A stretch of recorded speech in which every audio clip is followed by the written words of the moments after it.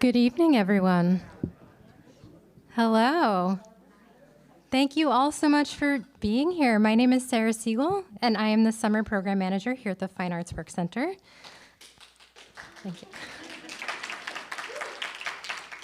I wasn't expecting the applause, but it's a nice surprise. I imagine that most of you are here because you are participating in one of our amazing summer workshops, and you know what's going on tonight. For those of you that aren't, for 9 weeks every summer, the Fine Arts Work Center hosts week-long open enrollment visual arts and writing workshops. They are an amazing opportunity to work on your craft and become part of a supportive creative community.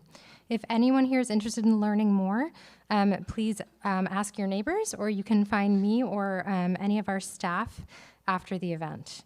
And if you're here longer than the week, we definitely think you should think about taking one of our workshops. I promise you will not regret it, and you can learn more on our website. During the summer, every week, our world-class faculty mesmerizes our audiences with presentations and talks. And tonight, we're going to hear from 3 faculty members who are teaching this week, 1 poet and 2 visual artists. Poet Jessica Jacobs will read from her work, and visual artists Pete Hocking and Paul Bowen will make presentations. And then after all 3 of them present, we will have a Q&A with the audience for all 3 of our presenters. So before we begin, a bit of housekeeping and other items of interest. Jessica will have books of her poetry for sale and for signing after the event. The books are available for purchase in the back of the room, and the signing will take place up here at the front.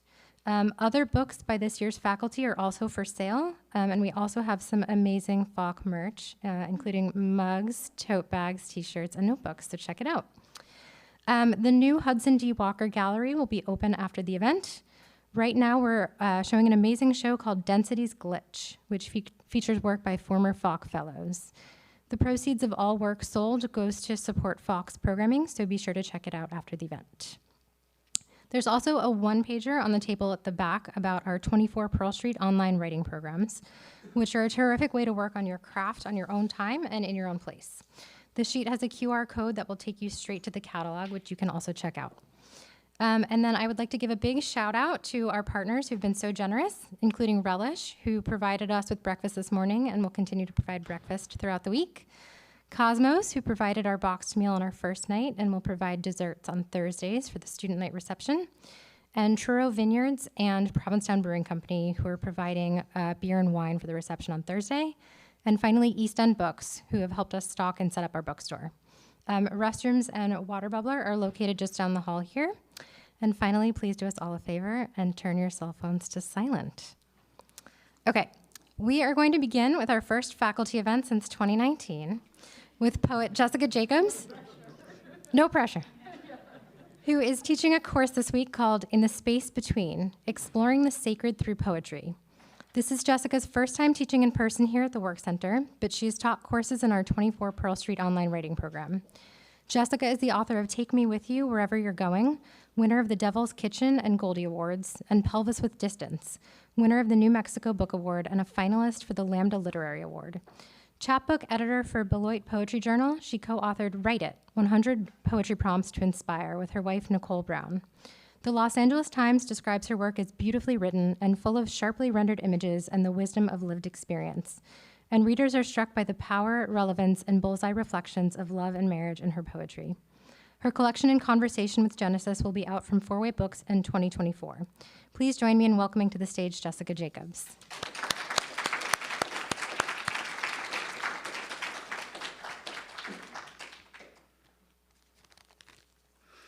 Thank you, Sarah. And thank you, David and Sharon and Rennie. Yeah, it's so beautiful to be here. And thank you to my workshop. You are all already showing that you are just becoming a beautiful community of writers. So thank you. So for the last 4 or 5 years, I have been deeply immersed in the Torah, in the Bible, which is not something I ever expected. And I've been working on a collection of poems in conversation with the book of Genesis. And the last thing that I expected in writing about the Bible is that it would lead me to write my first poem with the word penis in it. But then I went for a run in Provincetown, and it happened. So, yeah. Oh, and just something you should know is back in the biblical day, when two men would make an oath to each other, something that really mattered, they would cup each other's genitals. It's usually translated as "put your hand under my thigh," but scholars tell you what it means. So in Genesis 24:2, and Abraham said to his servant, "Put your hand, pray, under my thigh, that I might make you swear by the Lord." Saturday services at the Provincetown shore. Just off the parking lot, the lesbians come prepared. Our section, a series of small encampments fortified with tents, coolers, canvas chairs, and the occasional baby under a pop-up sunshade. A sunscreen slathered dealer shuffles cards on a sturdy folding table.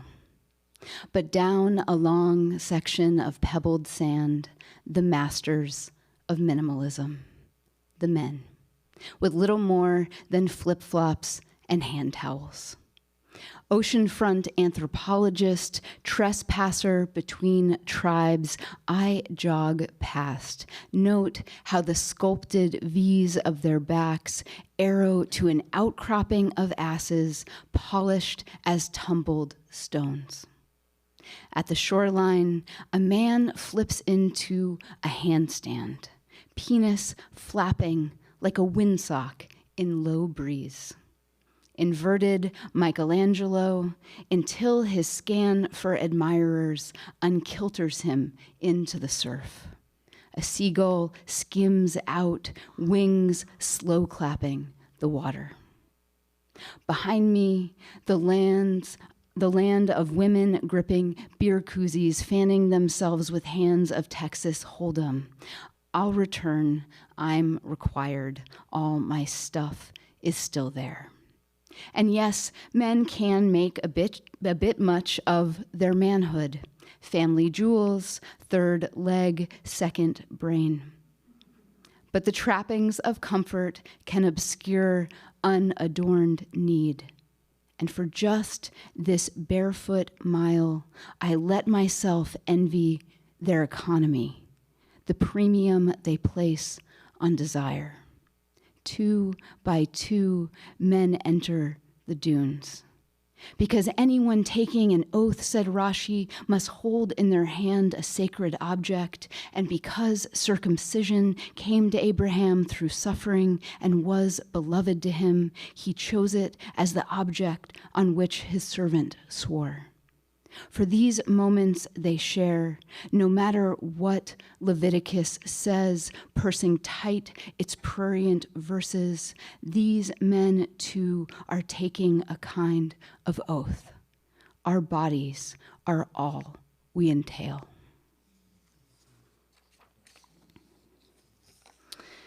All right, and it can't be all penises and beer koozies, so.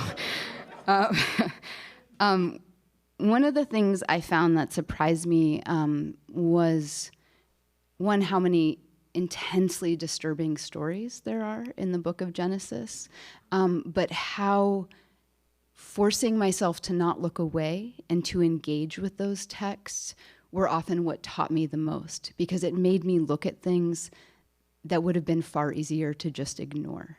One of those stories for me was the binding of Isaac, when Abraham is commanded to go and sacrifice his son. And that is a story I think of every time there is a horrible tragedy like the shooting in Buffalo, the shooting in Uvalde, and the idea that so many actions happen because people do things with unquestioning belief, right? And all the small ways that we hurt each other because we don't stop enough to just ask ourselves what's right. So there's a quote from the philosopher Eric Hoffer: "Absolute faith corrupts as absolutely as absolute power." Why there is no Hebrew word for obey. What came later was the real trial. because God knew Isaac would not die, while Abraham climbed the mountain believing he would. With conviction tempered in the fires of his faith, he walked up through the shaded valley, his son resolute ahead on the trail. Behind them, Sarah, Isaac's mother, Abraham's wife, a small darkness in the distance growing forever smaller. He bound his beloved son, pulled back his legs, wrenched back his arms, knotted his ankles to his wrists, and laid him on that altar like a child falling through the sky. He held the knife, knowing from every animal he'd ever sacrificed how his son would jerk and shudder when the blade opened his throat, the familiar smoke of offered flesh.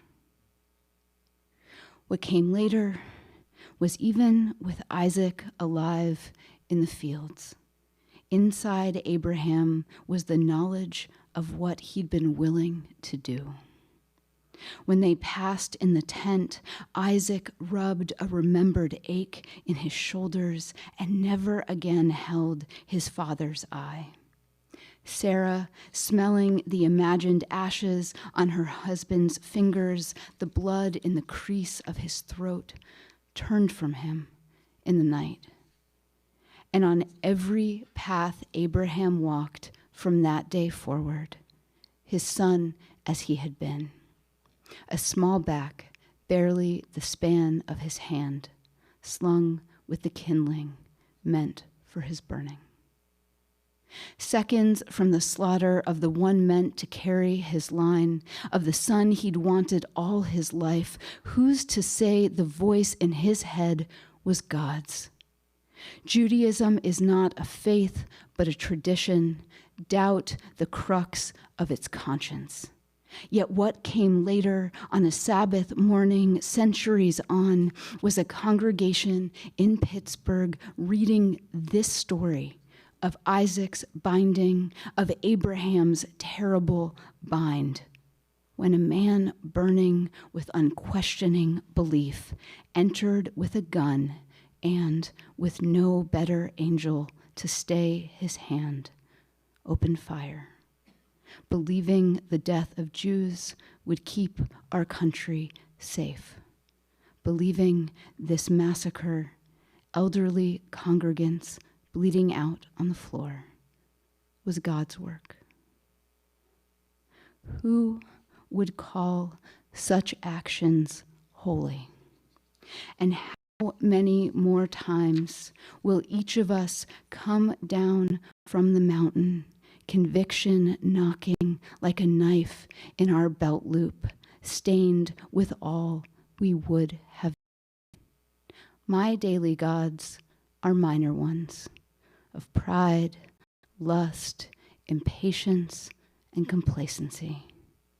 Yet how many have I harmed on the way to what I thought was right, or, with hindsight, on the way to what I wanted?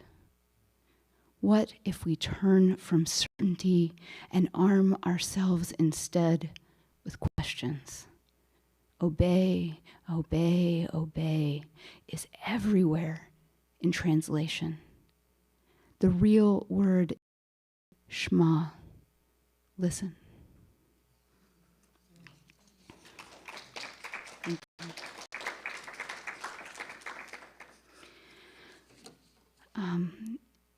And these texts also help me write through things that were more personal, that were difficult for me to find a way into. And I think going through kind of a side path of someone else's story allowed me a way of looking at my life. It gave me a little bit of distance. And one of those things is just the slow loss of my mother to dementia. So how long before? To move in the wet heat of Florida summer is to be carried in the mouth of an animal. But inside my parents' house, kept chill as a mausoleum. My mother and weeps in a ragged nightgown she refuses to change. Her hands, two anxious dishcloths, trying to wring themselves dry. Because I am not the person I'd like to be, I shut the door on this, on my father's poor job of pretending not to cry. And between fences draped in air potato vines, beetle-eaten to a path of valentines, run as though I could leave any of this behind. Joseph named his first son Manasseh, he who makes forgetting, a word that hints at memory evaporating like water from a sizzling street, that heat hungry as the silverfish swimming my childhood books, leaving holes in all the old stories. But to name someone after what you say you've forgotten is to make of them a neon arrow to the relentless past, one you'll someday return to. This is not that. The mother I've lost is lost for good. The only cure for such decay is its completion, when she's forgotten even forgetting. In the mountains I've made my home, vine barrens of kudzu, invasive as her illness, mask every gall, burl, and blight. So come, high climber, you foot a night vine.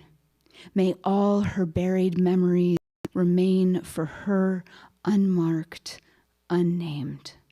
Cover it all with your nullifying green. Be a sea that waves over everything.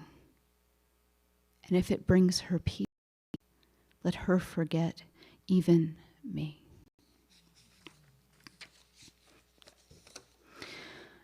So today, my workshop and I, we talked about prayer. And I think that is one of the most fascinating and terrifying and difficult things as a practice, as an idea. So the title of this poem sounds like a how-to manual. The last poem I'm going to read, it should probably have a question mark. So, and the closest thing that I have to prayer, to connection, is being in my body, is being out in the world. So, how to pray. Get ecstasy, that easy leap outside the body. Our bodies are already up on blocks, listing and unsightly in the yard. No. The way to God is not around the world, but through it. So dig your heels into your heels, flex your fists, your jaw. Then release to become for an instant all ear. Listen out, listen up to branch sawing branch like a giant violin. Listen in. There's your blood steady loop the loop. Cue eyes, a seizure of light through the leaves, and tongue, slick of iron from a nicked gum, and once again, you're 5. Last little tooth on its last little strand, wagging with your breath like a swing. Now, nose. Breathe in the dirt, as it is with beetles and rot and light-seeking shoots. And finally, be all skin, like a kid's face pressed to an aquarium window, presence up so hard to the edge of your husk, you're joined with the wind rivering the cool air to silk. Only then should you give yourself to joy. Dive from the twin heights of your eyes, and that tiny pool below, the one you're hurtling toward, it's not God. Well, not exactly. It's you. One breath deeper than you've ever been. One breath closer to a heated, heedful world. Thank you.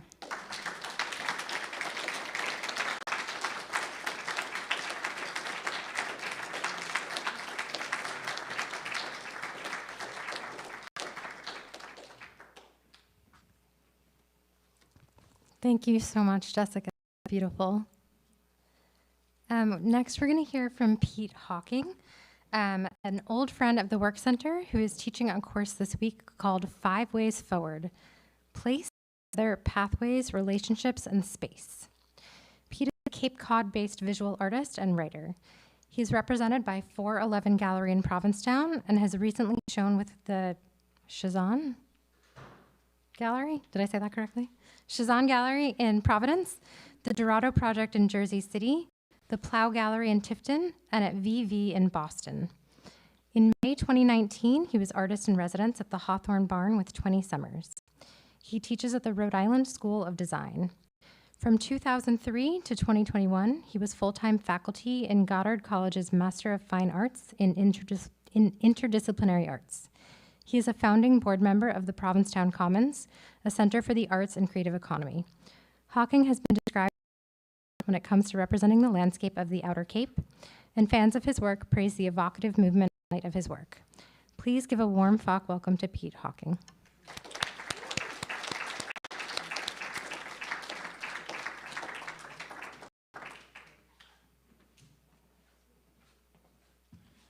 Magician, you say?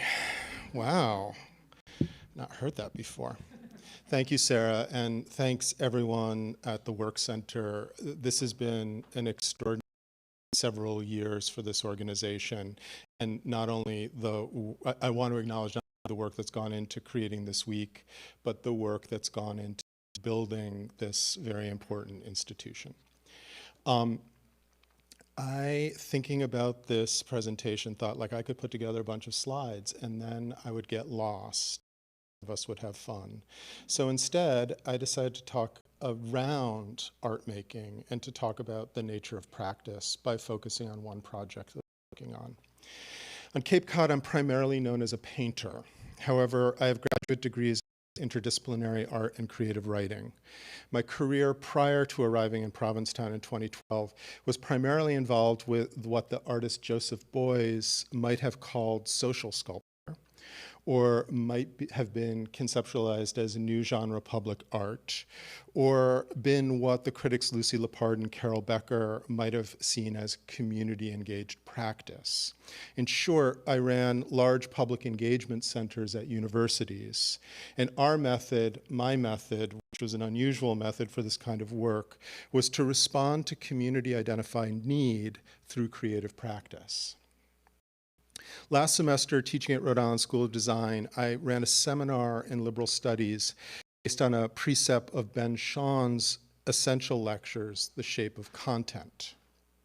The idea being that it is the world in which we immerse ourselves that provides the content for our work, and the content of our work provides art with its shape.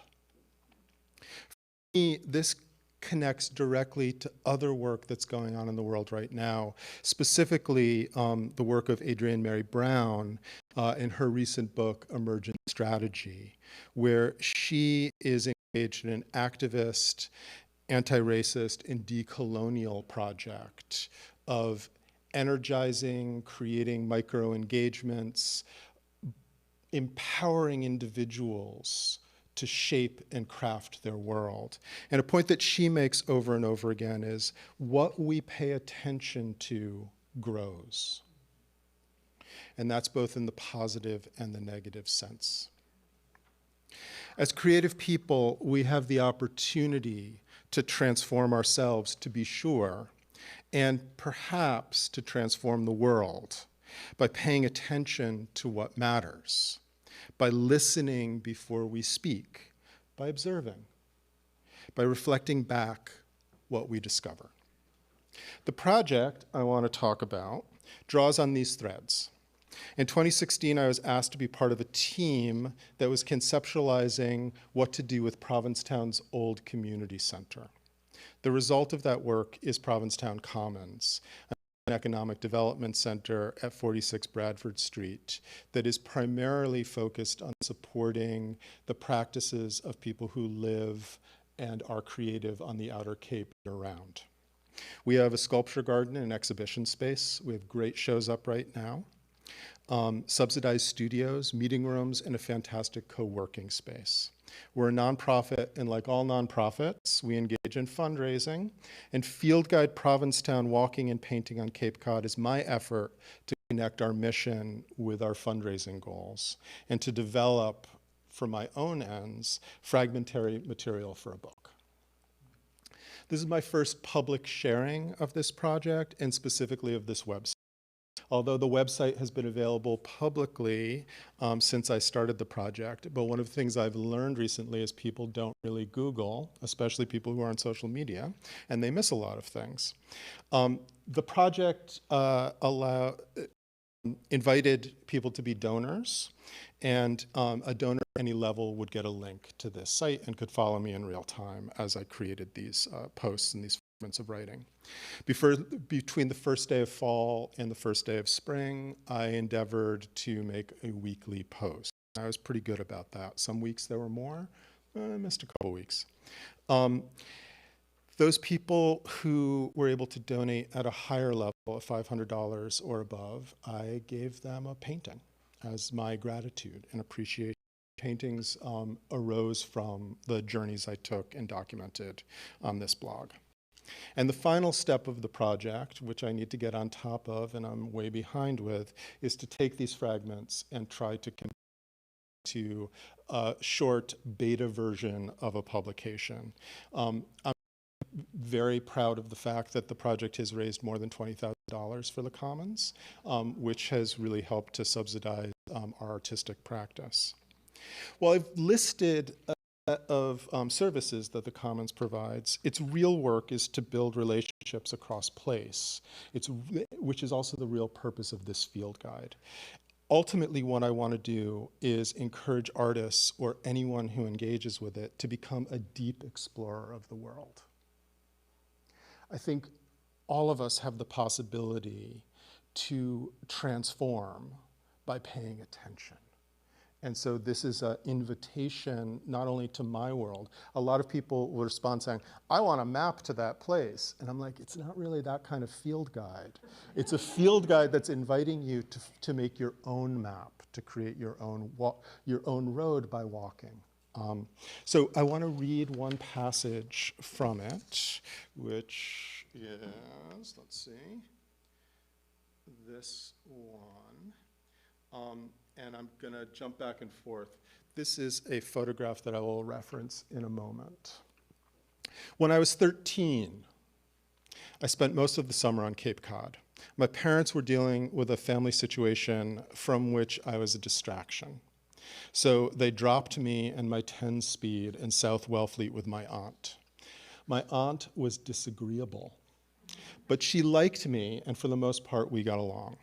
I don't have recollections of spending a lot of time with her, although I'm sure I assisted her with errands and chores in the mornings. It was her habit to take a long nap in the afternoon, turning in after lunch and arriving by the evening news. Her naps were bookended with vodka cocktails, and at the time I was oblivious to what that might have meant. But I knew they enabled me to have afternoons to myself, and I set out exploring. Even before I'd arrived in Wellfleet, I'd begun taking increasingly long rides. In retrospect, it was a way to burn adolescent energy, to be sure, but more a way for me to keep a distance from the parts of my life I did not know how to confront. That summer, my rides started with trips into Wellfleet Center, where, in a form of proto-cruise, I do circles around town looking for, but never finding, connection. Gradually, I pushed out into Truro over Old County Road and eventually worked up the courage to venture the 18 miles into Provincetown. A combination of these rides was the stretch of Ocean View Drive from LeCounte's Hollow to Long Pond Road. I developed a complicated fantasy about living year-round in the Surfside Cottages, a collection of modern houses never intended for winter habitation. I remember vividly stopping at a specific point, shooting a photograph with my Instamatic camera, and deciding two things. I was going to live on Cape Cod, and I was a landscape painter. The photograph was a failure. There's the 10-speed. Here's the failure photograph. Lacking sufficient depth of field, the lens captured nothing of the landscape's undulation or subtlety. My declaration about my intentions to live on Cape Cod and paint was received with similarly weak depth of field. I was told my aspirations were impossible. There were no jobs on Cape Cod, and more, surprising to me at the time, artists. I'll never know how conscious my parents were of my sexuality, and if their response to my emergent self-discovery was intended as a warning, simply casual homophobia and bourgeois anti-bohemianism. But they had an impact. For the next 30 years, my decisions about my life and stifling concern about my body. In my early 30s, I dated a man who didn't, and I fell out of the habit of coming to Cape Cod. While Provincetown remained a part of my imagination, mostly through literature, I didn't visit for a dozen years. But when I did return in 2011, the land spoke to me as clearly as it had when I was 13. I had to live and work here. But even then, I was cautious. Arriving as a painter, but as an aspiring writer. Although I'd long left my 10-speed behind, I was still running. A decade in, I'm starting to see that immersion in this place and its culture and an ability to be present in a full way has allowed me to become more of who I am, more of whom I've always known myself to be, but resisted for propriety's sake. And I've am learning to confront many of the parts of my fate, parts of myself that have long vexed me. Maybe most importantly, I'm learning to integrate the skills I've amassed and apply them in ways that feel grounded rather than always feeling like acting on my values is somehow disruptive or subversive or naughty. It may be directly from this experience that I've learned never to belittle an aspiration. The assertion that something is impossible is usually a projection, a sign of the weakness and the sense of inadequacy held by the speaker. As kids, we don't know this. And even as a teacher, when I started to make it my habit to encourage the pursuit of crazy ideas, I wasn't consciously aware of my rebellion against the damage wrought by my elders. Big, unwieldy dreams aren't straight lines to be drawn, but rather are usually puzzle pieces to be sorted or systems in need of creation. And while it's an old saw, it's the discovery from those processes of reflection and creation that make life worth living. I'm going to show you a couple more pictures from that post because they're funny. So that's Uncle Tim's Bridge, as it was in the 70s. This is Ocean View Road today,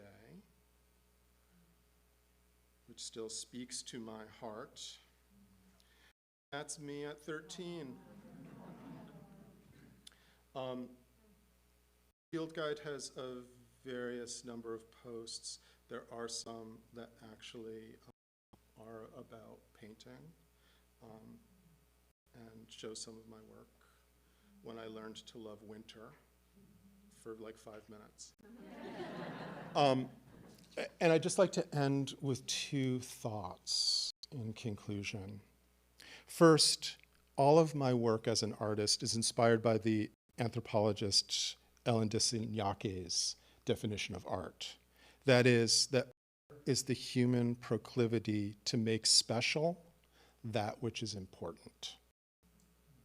Second, we often mistake art for objects, ephemeral or physical objects, and miss the fact that art lives in moments of engagement, in the possibility of relationship. The object is the catalyst for something greater than itself, and it's the invitation to what matters. Thank you.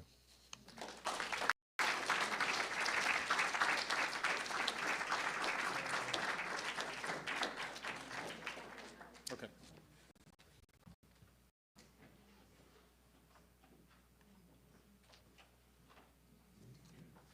Thank you so much, Pete. It was really cool to learn about that project. So finally this evening, we're going to be hearing from visual artist Paul Bowen, who's been involved with the World Center for close to 3 decades. He actually met his wife while both were working here 28 years ago. Paul is teaching a drawing course this week called Drawing Province. Paul came to Provincetown from Wales and lived here for 3 decades. Now a Vermont resident, he constructs found wood sculptures and draws with various media, such as inks made from walnuts, squid, and toner. His work is in many collections, including the Guggenheim Museum, the MFA, and the Walker Art Center.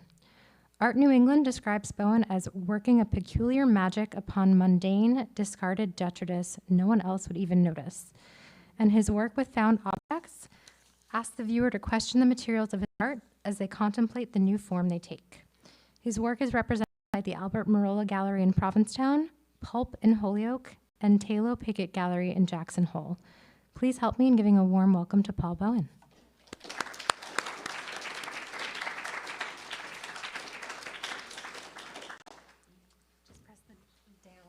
Oh, yes, right. Thank you. Thank you, Sarah. Yeah, well, sure. Thanks. That's great. Thank you so much. Thank you, Sarah, and everybody who works at this fine place, and for all of you being here, and a special welcome to folks in my class. And I say my class. And I don't think I can really teach anything very much. I can share my enthusiasms with people. And having lived in Provincetown for 30 years, there are very specific places and things that I'm truly enthusiastic about. And really what I'm doing is sharing those things and kind of pushing people in their own, hopefully pushing people in their own direction to be the most interesting, curious explorers, which is sort of what we've been talking about. It's ironic that, a wonderful irony, that the first name that Peter mentioned was Joseph Beuys. If it wasn't for Joseph Beuys, the German artist, who's probably the most pivotal artist since Picasso, I wouldn't be here. In 1972, I was finishing my undergraduate work in Wales, which is where I'm from. And I came across the work of Joseph Beuys's sculpture, performance, and drawings. And I said, I have to work with this guy. And so I applied to the Kunstakademie in Dusseldorf, where he was working.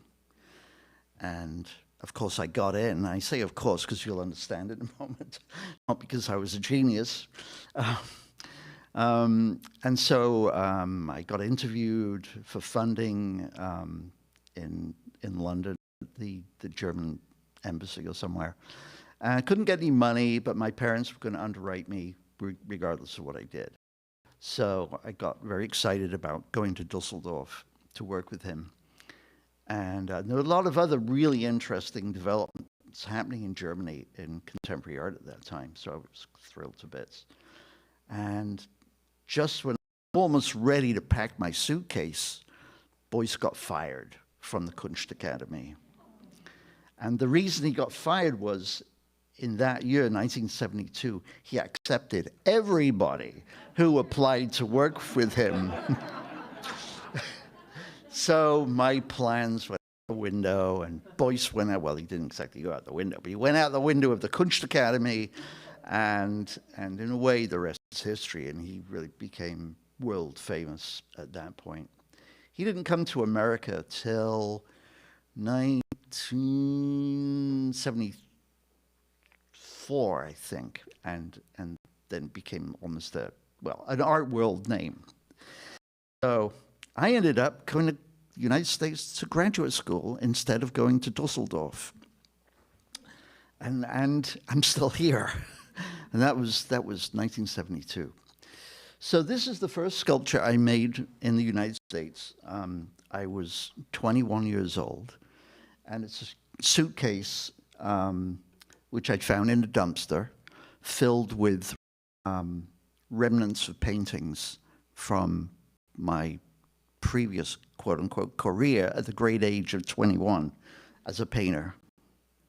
And so jumping forward to 1977, I was a fellow from 1977 to 79 at the Fine Arts Work Center.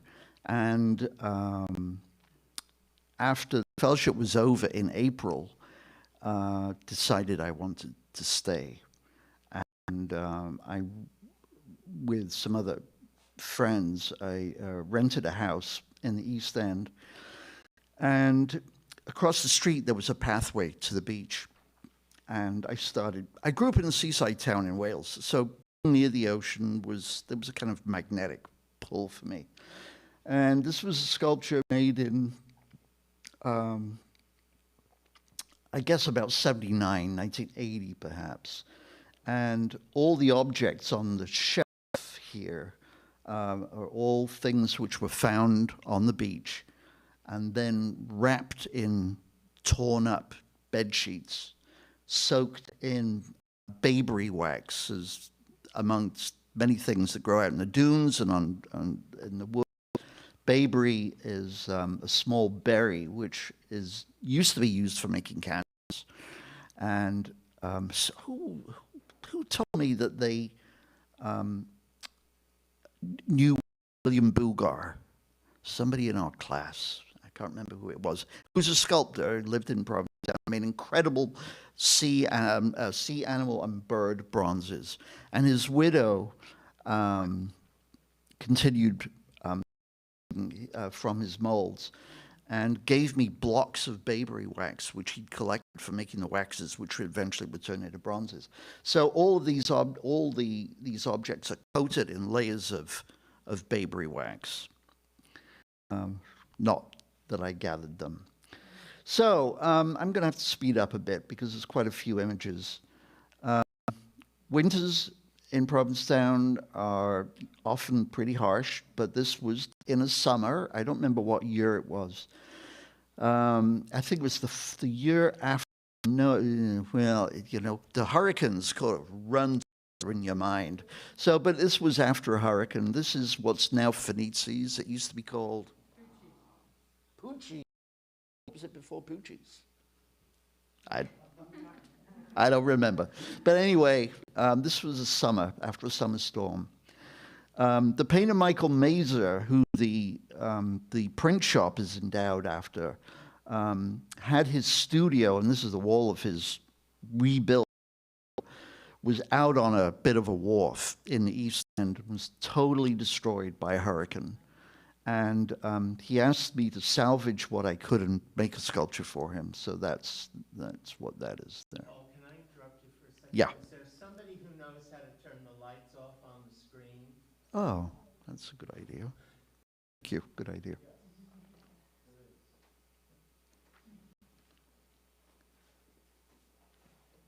Sorry, No, it's good. No, not quite. I could sing. No, probably not. Maybe a Welsh folk song. Oh, well, there we go. That's a little bit better. So before I go on, I have to acknowledge someone who's here tonight who's working with me, and that's Heidi sitting over here. And we built this sculpture together in my studio on Pleasant Street. What year was it? 89. So I was 16. No, not quite. No. Yes, exactly. So this disc is all made from wood. I'm sorry about that. Collected at Long Point and brought over in a little motorboat, and then hauled up to my studio. And we built this enormous disc together. And I think the disc was, what, about 7 feet diameter, something like that. So from left to right was probably about 12 feet, something like that. And I was already a beach maniac, but this did not cure me. You'd think it would.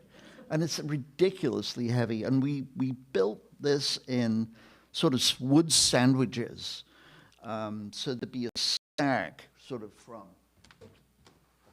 here up to about there. And those are all joined together. And then another sandwich. It's like a layer cake. And then they're bolted together, in turn bolted to the wall. And there's this big empty space. The space is much bigger than it, because of perspective it looks smaller there. But anyhow, I don't know how long we worked on that. Do you remember? It was several months. Yeah. And it was a winter, it was cold, and you know, we had a wood stove, and anyway, so that was probably the biggest wall piece I've ever made. And then we put it in the big U-Haul. We did indeed. Yes, we did. And it was shown a bunch of different places, and never again. Not at my age now. So there's a rather interesting old 35 millimeter slide, but that's how Provincetown Harbor can be some years. And those funny scratches were made by a cat of mine who had a real hankering for that coating on film. It was Provincetown, you know. All kinds of things happen here. So anyone know what this building is? No? That's kind of a shame. This is Blanche Lazelle's studio. Blanche Lazelle is arguably up to this point, the preeminent woman artist who's come out of Provincetown. I mean, we may argue that Frank or gosh knows somebody else, but and I would also say that she's perhaps one of the most beloved artists to come out of Provincetown, and she did not invent the white line block print, but she was perhaps one of its greatest exponents, and her work is now much loved all over the world. And this was her summer cottage on the water. And whatever year this was, and I can't tell you, it's 25, 30 years ago. I was walking by one day, and it was gone. And that week, she had a solo exhibition open at the MFA in Boston. And it was that week that it was demolished, and there was a big summer house built on it. And the architectural consultant who worked with the clients and had grown up in Provincetown had never heard of Blanche Lazelle. And now around here, she's like, ubiquitous white line block artist. If you don't know her work, there's a number of pieces in the Provincetown Art Association Museum, and other galleries around have her work, especially Julie Heller Gallery. And it's beautiful, deep, sweet, wonderful work. And if you get a chance to see the wood blocks as well, they're absolutely magnificent. I can't get into a whole description of if you don't know what the white line block print is, but it was basically invented here in Provincetown. The greatest years of its success and was during World War I, when many artists who were spending time in Paris came and worked especially on some other street. Next to the Art Association, what street's that? Bang Street, right? Yes, is that Bang Street? Yeah. So this is a sculpture called Rafter, and it's made by boards. See these vertical boards in there, thin wood, all salvaged from fish boxes. There used to be a time that fish were packed in wooden boxes, and boxes about so big, so wide, this deep, that hold 100 pounds of ice and fish. And being wood, they float, and they would fall off boats, or if something was damaged or broken, they'd be thrown overboard. And of course, they float up and wash up on the beach. And there used to be a time that you could walk along the beach and you would pick up dozens of fragments of them. And then, regrettably, the price of pine went up, and fishermen switched to waxed cardboard for a time, and that didn't work, and now they use these brightly colored plastic totes. So I had a very large collection of fragments, and I built it, that piece, kind of here. This building used to be a coal storage facility that Dave's Lumberyard had. The lumberyard was primarily on that side over there, and this was coal storage. And some of us converted some of these spaces into studios after we were fellows. And this was built here. That's 12 feet high and, I don't know, about 7 feet across, something like that. And I used to, when I was young, I was able to move that around by myself, but not anymore. Ubiquitous site, but this wharf is now gone. This is out from the old Reliable Fish House. I started using white paint because originally, if I was doing sort of visual editing and I wanted to imagine what it would look like if I was going to cut off a piece of sculpture without just going ahead and sort of impulse, like with the brush stroke, you can put a mark down, and shortly afterwards, if it doesn't work, you can put another stroke over the top of it. We're working with wood's less forgiving than that, and so I would take, for instance, if a little corner like here, you wanted to get, imagine what it was like if we edited this little bit out, and just get a piece of white and put it over there, and that white would blend in with the wall, and I could see what it was like. And if I liked that editorial editing, I'd just cut that off. There, Bob's your uncle, as they say. But on one occasion, I didn't have any white paper, but I had a bucket of gesso, and I slapped paint on it, and suddenly I realized, oh, you can have your cake and eat it by using white paint. So structurally, it's still there, but visually, it's more ambiguous. So I made many, many sculptures out of these pine fragments, these pine boxes. So here's another one. This is actually in my garage, and right before leaving Vermont, we left yesterday. We have a lot of squirrels where I live, and I make walnut ink, and the squirrels like walnuts, and they take up residence, and I've taken all kinds of measures to stop them causing havoc. And unfortunately, I found that they had splattered ink all over some of the big parts of that. So I'm not sure what I'm going to do with it. Sanding it will change the surface so much that I don't know. We'll find out. Okay, this is another very large sculpture, all made in one piece. How dumb is that? Like you need a crew to put it in a truck. But this was also made in the studio, which was here. And I used to live at 180 Bradford Street. One day, there were these blue boards stacked against the neighbor's garage, and they had taken a garden shed down. And so I thought, well, I can use those. But blue, oh, please, I don't think so. But because I was, using more neutral colors, but I realized I could do something with these boards. And around that time, I discovered George Nakashima's work, furniture, and admired the way that he used the butterfly or double dovetail joint. And I thought, I can use that too. And so I made this, again, very large sculpture. I was able, more or less, to move that around. And you can see there's one blue that's a little bit different because I just ran out of wood. And that blue is made in carpenter's chalk. The rest was all found. Peter talked about moving houses, I think, and here's a house at one end of town next to a fish building on a wharf that I don't think this is one from Long Point. Many of you probably know that a lot of houses in the west end of town were floated from Long Point, where there was a community.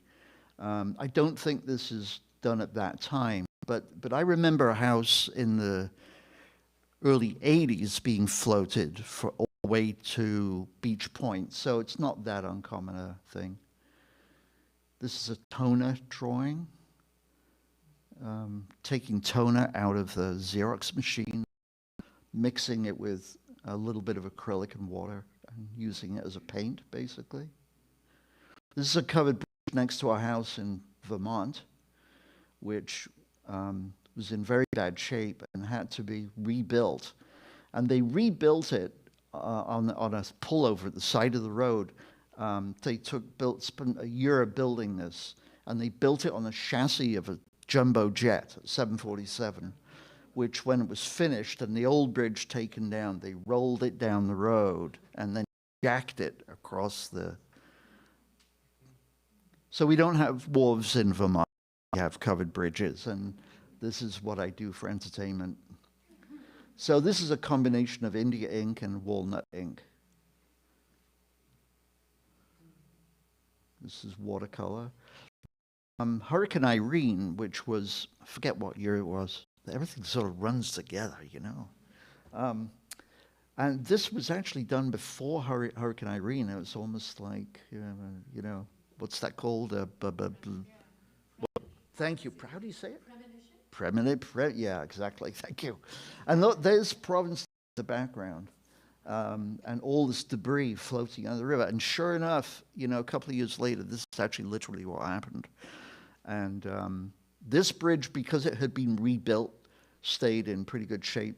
There was one covered bridge washed away. We had neighbors who were on the other side of the bridge whose houses disappeared. Our family vet, her house was washed away before noon of the day when the rain of Irene flooded all the rivers. And by the end of the day, all of her land had been washed away. There were cars and trees. It was amazing and horrifying. I watched a really wonderful video about murmurations of starlings the other day, and this is sort of a murmuration of small fish, which, you know, if you spend enough time on the wharves, you'll get to see things like that. And pogies, which is, they used to be caught and mashed for fertilizer here. There was a plant out at Herring Cove. And then, I don't know if they're fished commercially for, but not here, I don't think.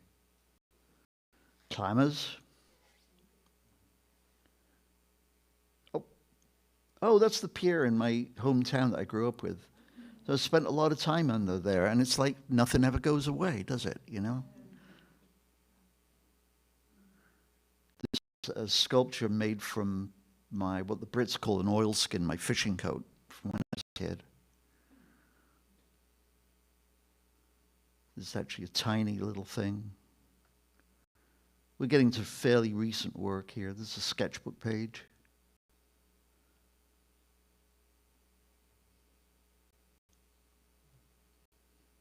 Oh, Blessing the Fleet's coming up, right, this weekend. And here's a photograph from quite a long time ago. If you can make out the saying, it says, "God bless the fishermen." And there's a painting of Saint, who's the patron saint of fishermen? Somebody's got to know. Peter, I get Peter, yeah.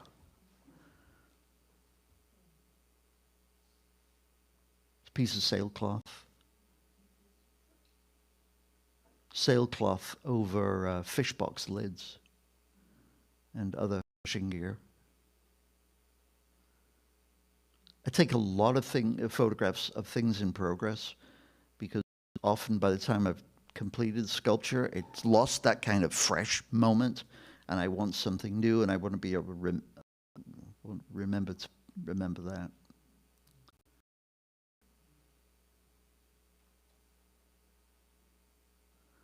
It's a lino cut.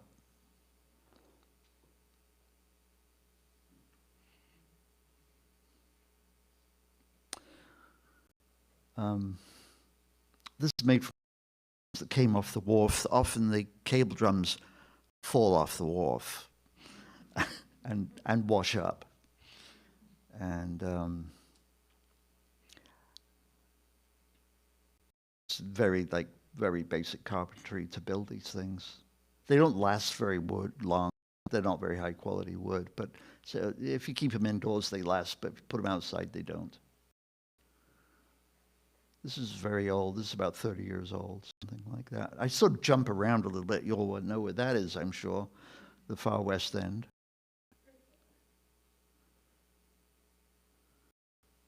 This is made from the deck of a boat, which was cut up and reconfigured. So the right-hand portion fits exactly over the left-hand portion.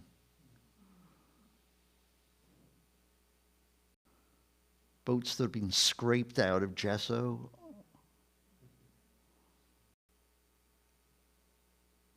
So this is all driftwood, just sort of trimmed to fit together, more or less a jigsaw, and then this boat's scraped out again.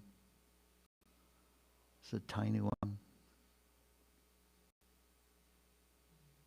Okay, I'm going to stop here, I think. All is collected, over quite a long period of time.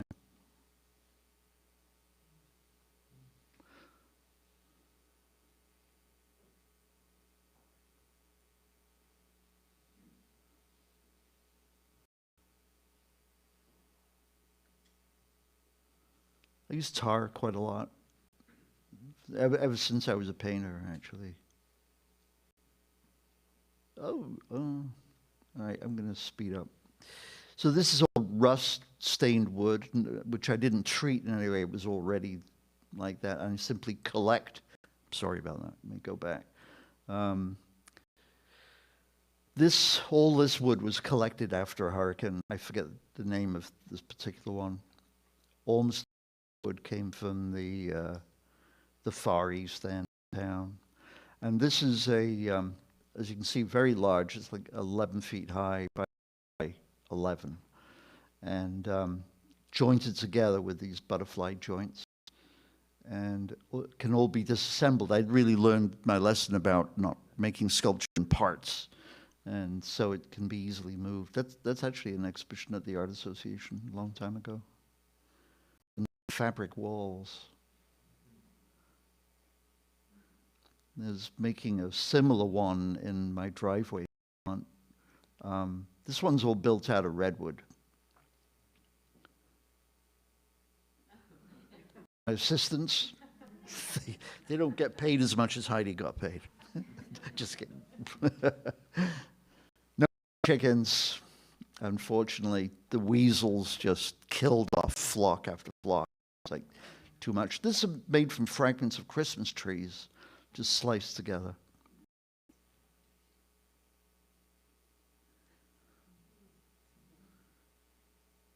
It's a little print.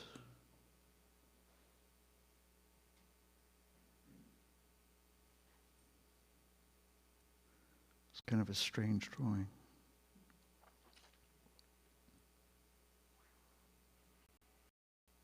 This one keeps dying and then gets revived, and then it dies and it's revived. I'd stop, and this is from 2 years ago, I think. Another drawing. That's all walnut ink. And I've taken to drawing outside, just drawing the environment, either where I live or near where I live. And this is a rotor from a power plant. I thought it looked like a Richard Serra.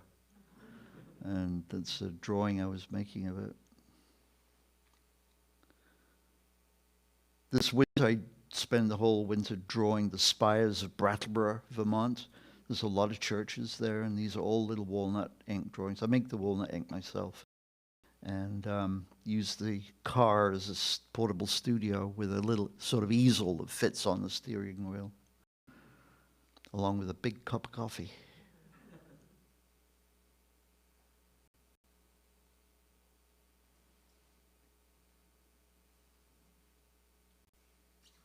in this piece at the end, I took a form that occurs in Blanche Lazelle's work a lot and built it into a sculpture, sort of mast-like structures and things like that. There's an auction barn near where I live. Studio. And this is the last slide and the most recent sculpture. And this is made from the parts of a painter's box with fish box panels inserted into it.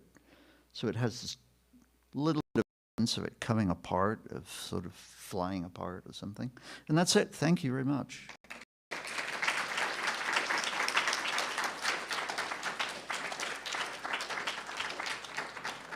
Thank you, Paul. That was wonderful and fascinating. We're going to ask our faculty to come back on stage, and we're going to do a little Q&A. So I'm going to step away and let them answer your questions. So if you have any questions, just raise your hands. Don't be shy. Paul, you said you used toner for your work? Yes. Don't do that. I know that. I'm really curious, because I know it's lighter than air. Yes. So how do you deal with that? Are you? I used to work here. After I was many years, I was married in Boston. I needed a good job, so I started running the visual arts program for Pelvis, and for several years. And I noticed that there were all these cartridges with some toner left in them, and I'm a scavenger. I don't know myself. You look like a bomb site. Oh, thanks. Sure. Great. And so toner was there. It was free. It was dark. It was, powdered paint, for all I knew. You remember the powdered paint we used in elementary school? Oh, you don't need masks up here. Thank God. All right. Yeah, it's very, very light. It can get airborne easily, so you've got to mix it with, so I use an acrylic base and water and make a paste. Nasty stuff, though. Yeah.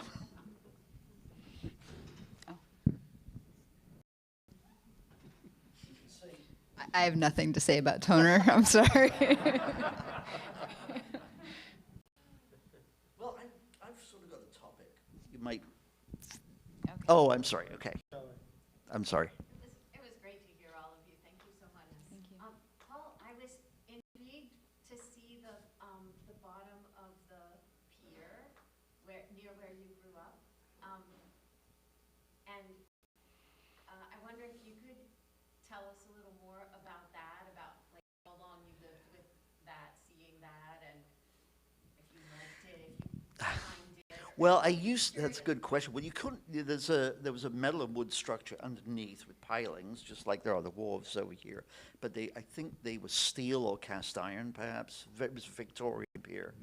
The town I grew up in Wales was a seaside town. And it's there because of the railroad. The railroad was put in to go from London to Holyhead, which is a port that the boats go to Ireland.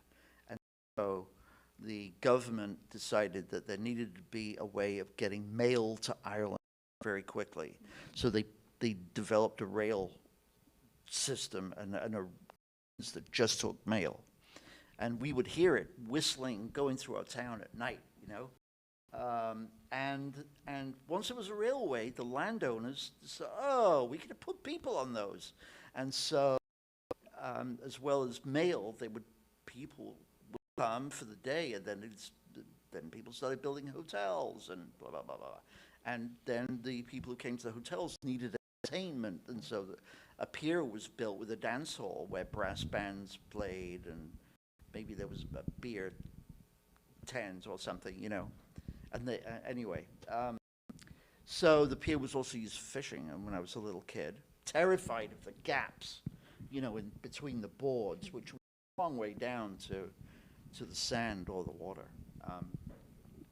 And so it's just sort of part of my life. And I would go and dig lugworms at low tide, and you'd look up at this, you know, big. That's just the tiny, that curve is just like a tiny part of the pier. But it was very, very long. It was probably 350 yards long, something like that, you know. So anyway, that's what that was. So that if I could just sort of interject, I interject myself. I'll shut up anyway. Yeah, I have the mic. Can I? Yes. Okay. Go ahead, please. Okay. Good. Sure. Jessica, I have to say, I really love the one about Isaac and Abraham. Thank you. I wondered if you have any, you may have been influenced a little bit by World War I poets, or there's specifically a poem by, I was just thinking of a very strong connection I made with Wilfred Owen's, Oh, The Parable of the Old Man and the Young. I'm not familiar with that. I'm going to have to tell you. Okay, please do. Your take is almost like the completion of his thought. Okay, from a much broader perspective. And I just thought I would really appreciate what you wrote. Oh, thank you. Well, please tell me afterward. I would love to. Yeah. I was interested, Peter, to hear you talk about your relationship between that you are both, consider yourself both a writer and an artist. And especially so in combination, Jessica, with the class that you're going to teach tomorrow on the ekphrastic poetry. And I'm wondering if you could both just enlarge a little bit more about thoughts or feelings about sort of how writing and visual art kind of inform each other or talk to each other in your experience. Well, Jessica and I were talking right beforehand. I taught at Goddard College's MFA in Interdisciplinary Art for almost 20 years. And so it's a program that has dancers, performance makers, visual artists, writers, photographers, a wide range of creative makers. And often people are mid-career and making a shift from one thing to another. So a common example would be someone who became a graphic designer because that's what their parents would pay for college, but had always wanted to be a visual artist, and they were making this transition. And one of the things that I learned over time is that we were not in the business of teaching disciplines. We were in the business of teaching people to be autonomous learners and problem solvers within a practice. And once one develops those skills, moving between things is simply a new set of problems to solve. So for me, writing is not so different than painting because I think of both of them as composition. And I work from there. I mean, I think one of the only advantages that we have as writers is we can revise and ruin something. And it's not ruined because we can go back to an earlier draft. For me, the act of writing about art it's beautiful. I've learned so much. My first book was about the artist Georgia O'Keeffe, and immersing myself in her practice, how much she gave to it, and I think the two of you really exemplify that, gave me permission that I needed to give myself to my writing. And also when we were just talking about this, there's something where there's the practice of just being in a studio and doing iterations of the same thing over and over, doing studies of the same thing, and trusting that each time you're going to encounter it anew. As writers, I think we can learn a great deal from that, because really we're going to have obsessions, and we need to give ourselves permission to write it, and each time you return, especially as you age, you're going to encounter it in a new way. And I will just say that No problem. When you look intensely at something, I think whether you're looking intensely at a landscape to paint it or to write about it, eventually it becomes a mirror, right? So you start to see yourself in it and to learn about yourself through paying attention. So, yeah. Thanks. So that sort of connects with something that I was. Is this working? Yes, it's working. There was something you said that started me thinking about imperfection in oneself. And I don't remember exactly what it was that you said. And it's something that I spend a lot of time involved in. For several reasons. One is that I was I did woodshop in school, and I was horrible, absolutely horrible at it. And I've been working with wood now for, I don't know how many years, like 40 years or something, and I'm still really horrible at it. And when serious woodworkers look at what I do, they roll their eyes. And now I live in the land of wood. Like in Provincetown, when we cut down a tree, you know, people tie themselves to the tree and write letters to the selectmen, and you know, and rightly so, of course, right? But where I live, up the dirt road behind our house, there's a family of loggers who've been there for like 4 generations, and every week there's a tractor trailer full of dozens and dozens, and it's a cash crop, you know. It's like corn. I mean, it always grows that, you know. It's incredible. Anyway, why the hell are we talking about that?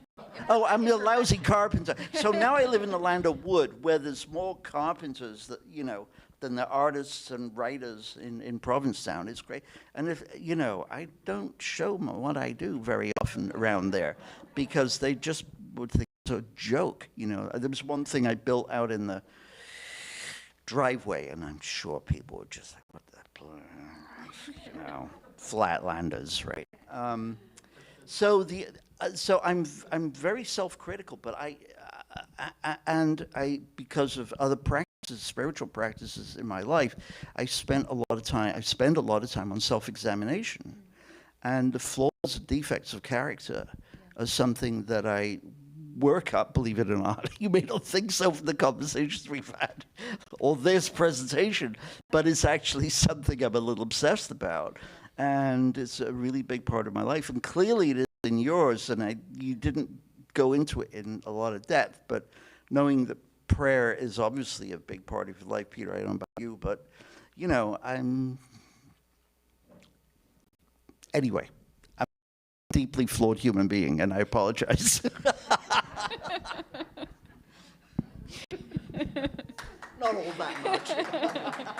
Somewhat. So you're a human being, is what you're saying? Right. Okay. Yes. Yeah. You know, a human was being. True, yeah. Any other questions?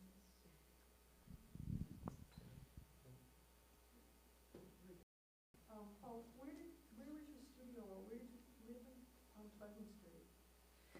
They used to, well, it's all condos now. What else do you need to know? It was at the very bottom of Pleasant Street, off Brown. There was a double garage, and it used to be for the Page's buses, and they also had a hearse in there. It was probably horse-drawn. I'm not sure, but long gone, you know. Yeah. That sounds about right. Yeah. Nostalgia ain't what it used to be.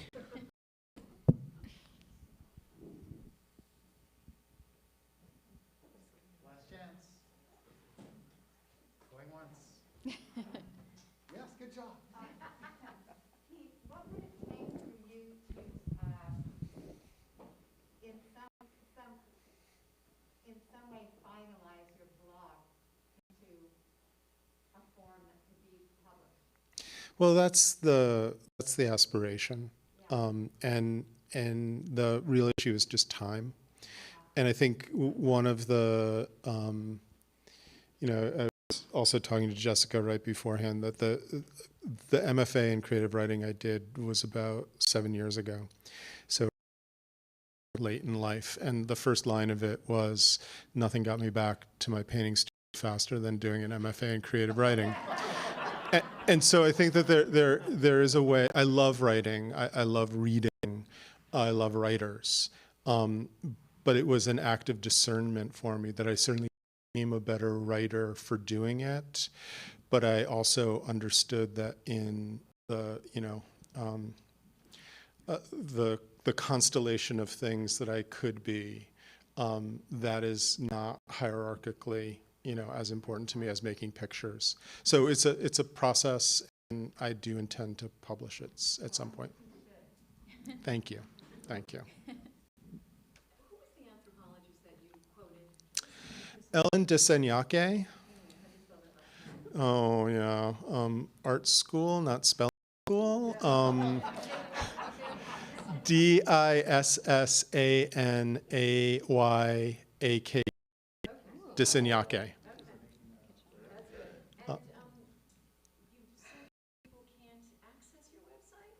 No, you can. I mean, the great fiction of this project was that you had to put some money down to get the link, but the link was all you had to do was Google Peter Hocking field guide, and oh, there it is. But no one seemed to do that, and so they paid, and it was all for a good cause. Ellen Signac has a seminal work, which is now almost 30 years old, is a book called Homo Aestheticus, and she did a worldwide survey of what we in the West would call art, but other places would not call art, and came up with that broad definition. Her point being that we named ourselves Homo sapiens in the West because the men who did that valued rationality over other embodied experiences of the world. And her thesis is we could just have easily named ourselves Homo aestheticus because in addition to using language as one of the forms that makes us human, arranging and creating aesthetic experience is also what makes us just as human. It's a wonderful book.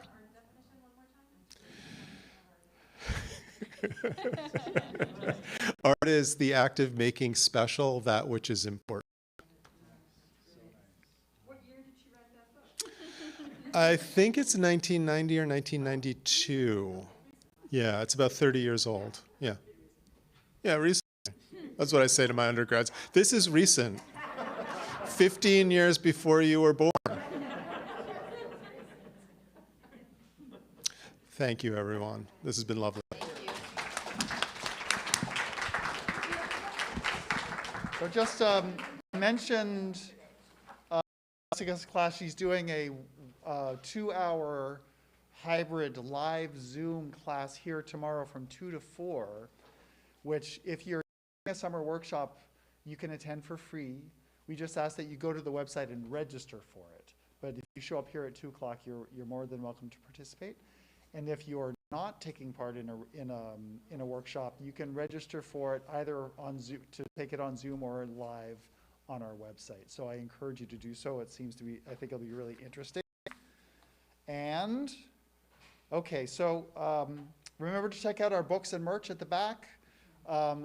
Jessica's books are for sale in the back, and if you would like her to sign your books, she will be signing books right over here. And then can we have one more big round of applause for our faculty?